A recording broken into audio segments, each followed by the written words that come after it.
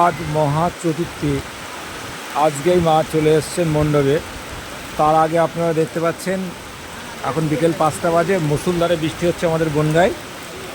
আপনাদেরকে দেখাতে পাচ্ছি, দেখুন বৃষ্টি হচ্ছে, তখন বনগাঁয় মুষলধারে বৃষ্টি হচ্ছে।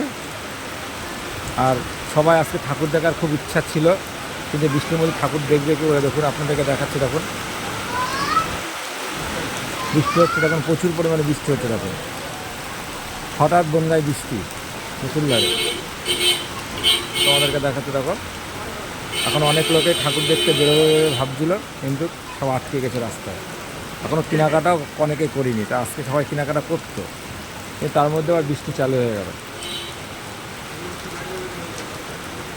দেখাচ্ছি, তখন আমি কোরের সামনে দাঁড়িয়ে আছি, এক জায়গায় জল দিচ্ছি, আমি আটকে গেলাম, তার হঠাৎ বৃষ্টি চলে এসেছে। দেখো বন্ধু।